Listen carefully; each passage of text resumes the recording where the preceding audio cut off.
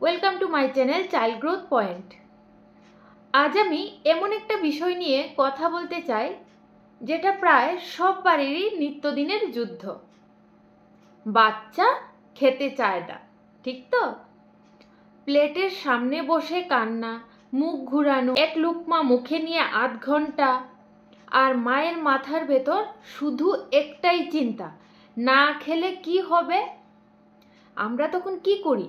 কখনো ভয় দেখাই, কখনো জোর করি, কখনো মোবাইল দিয়ে দিই, কখনো বলি আরেক লোকমা নিয়ে নাও প্লিজ।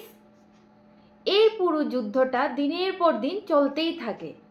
কিন্তু আজ আমি আপনাকে একটা সত্য কথা বলতে চাই।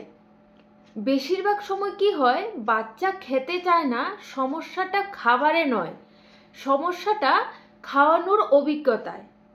একটা বাচ্চার কাছে খাওয়া মানে শুধু পেট ভরা নয়, খাওয়া মানে নিয়ন্ত্রণ, পরিবেশ, চাপ আর আবেগ। যখন খাওয়ার সময়টা স্ট্রেসের মতো হয়ে যায়, তখন বাচ্চার শরীর ফাইট অর ফাইট মোডে চলে আসে। আর এই অবস্থায় কোনো মানুষেরই খিদে লাগে না, বাচ্চা তো বাদই দিন।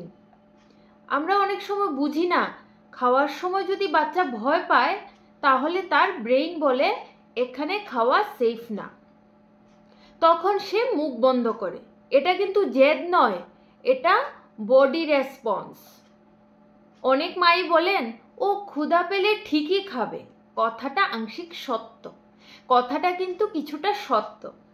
কিন্তু যদি খাওয়া প্রতিবার টেনশনের সঙ্গে জুড়ে যায়, তাহলে বাচ্চা নিজের হাঙ্গার সিগন্যালেই চেনা বন্ধ করে দেয়, আর তখনই সমস্যাটা বেড়ে যায়। আরেকটা খুবই গুরুত্বপূর্ণ বিষয়, আমরা প্রায়ই বাচ্চার পেটের দায়িত্ব নিজের হাতে নিয়ে নিই। আর একটু খা, এইটাই শেষ, এটা ভালো, ওটা খারাপ। এতে কি হয়, বাচ্চা ধীরে ধীরে নিজের শরীরের কথা শোনা বন্ধ করে দেয়। সে আর বুঝতে পারে না সে সত্যি খিদে পেয়েছে নাকি পেট ভরে গেছে। এর ফলটা কি হয় জানেন? ভবিষ্যতে পিকি ইটিং, ইমোশনাল ইটিং বা খাবারের সঙ্গে গিল্ট। আর মোবাইল দিয়ে খাওয়ানো, হ্যাঁ তাতে সে মুখ খুলছে, কিন্তু ব্রেইন খাবারের টেস্ট, স্মেল কিছুই রেজিস্টার করতে পারছে না। শরীর খাচ্ছে কিন্তু ব্রেইন শিখছে না। এভাবে খাওয়া মানে খাবারের সঙ্গে সম্পর্ক নষ্ট হওয়া। এখন প্রশ্নটা কোথায় আসে, তাহলে আমরা করবোটা কি?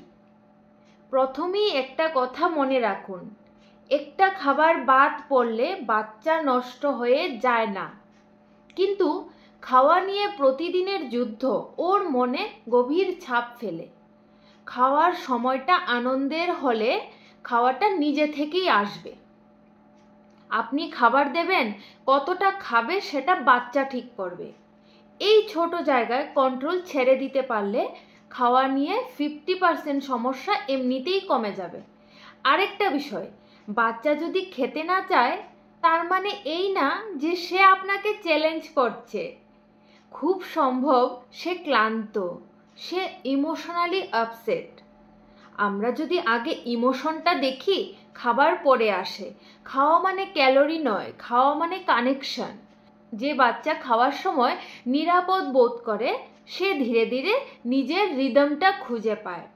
পারফেক্ট প্লেট লাগবে না, পারফেক্ট মা লাগবে না, লাগবে একটা শান্ত পরিবেশ আর একটু বিশ্বাস। বিশ্বাস যে আমার বাচ্চা তার শরীরকে চেনে, আমার কাজ তাকে সাহায্য করা, জোর করা নয়। আজ যদি আপনার বাচ্চা কম খায়, চিন্তা করবেন না। আজ যদি একবার শুধু নেয় তাও ঠিক আছে, আপনি দীর্ঘমেয়াদে সম্পর্ক বানাচ্ছেন। একটা খাবারের লড়াই জেতার জন্য নয়। শেষে শুধু এইটুকুই বলবো, বাচ্চার পেট ভরানোর আগে মনকে শান্ত করুন, খাবার ঠিক আসবে।